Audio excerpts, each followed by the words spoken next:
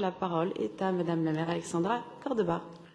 Merci Madame la maire, mes chers collègues. Je suis très heureuse d'intervenir sur cette délibération d'une toute autre nature que les précédentes, qui nous permettra de baptiser notre dernière bibliothèque anonyme du 10e arrondissement et de faire avancer encore un peu la place des femmes dans la dénomination de nos équipements publics et avec grand bonheur.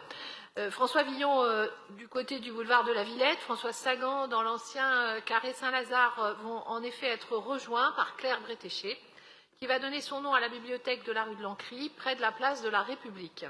Un nom qui a recueilli la majorité des suffrages de 554 habitants du quartier, habitués de cette bibliothèque, qui, au cours d'un scrutin participatif qui s'est tenu à la fin de l'année dernière.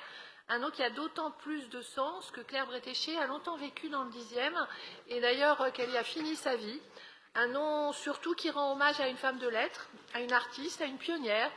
Je suis certaine que beaucoup d'entre nous se souviennent des dessins qu'elle publiait dès les années 60 et bien après dans les principaux titres de la presse de jeunesse, Record, le journal de Tintin, Spirou.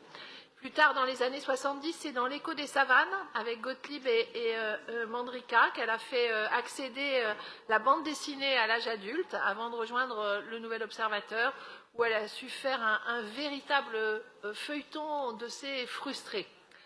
Les 68 arts devenus adultes, légèrement sur le déclin, mais émancipés, désormais cadres et encore bohèmes, toujours intellectuels, mais enfin propriétaires, ils sont dépeints dans leur frustration et tendent aussi un miroir grossissant et déformant au lectorat parisien de l'Obs. Claire Bretéché n'oublie rien, ni l'argent, ni la santé, ni la sexualité, ni les idéaux. Elle y croque cette gauche qui parle, dit-elle, et s'amuse du hiatus entre les valeurs revendiquées et les modes de vie. Elle devient ainsi, selon les mots mêmes de Roland Barthes, la meilleure sociologue française, rien que cela, tandis que Pierre Bourdieu voyait en elle une ethnographe.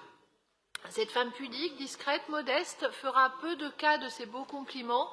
Elle préfère se consacrer au dessin, à ses traits épurés, à la langue ciselée, à l'observation des générations, des classes sociales, des époques qu'elle traverse et qu'elle décrit avec une distanciation parfois assez féroce. Féministe, Claire Bretéché l'est assurément, même si là encore elle s'en défendrait presque. Elle montre les femmes dans leur corps, dans leur adolescence avec Agrippine, dans la maîtrise de leur contraception, dans leur grossesse, mais également dans leur vieillissement. Madame la maire, mes chers collègues, voilà une artiste libre, voilà un art trop souvent considéré comme mineur, qui tous deux seront reconnus et qui tous deux acquerront en quelque sorte leur lettre de noblesse en s'inscrivant au fronton de cette bibliothèque du 10e arrondissement. Et j'ai le sentiment qu'avec moi, beaucoup de Parisiennes et de Parisiens, bien sûr, souriront en passant rue de l'Ancry, en se souvenant des frustrés, d'Agrippine, de la princesse, la fameuse princesse cellulite, des Robins des Foix ou du docteur Ventouze et de celle qui leur a donné naissance, Claire Bretéché. Je vous remercie.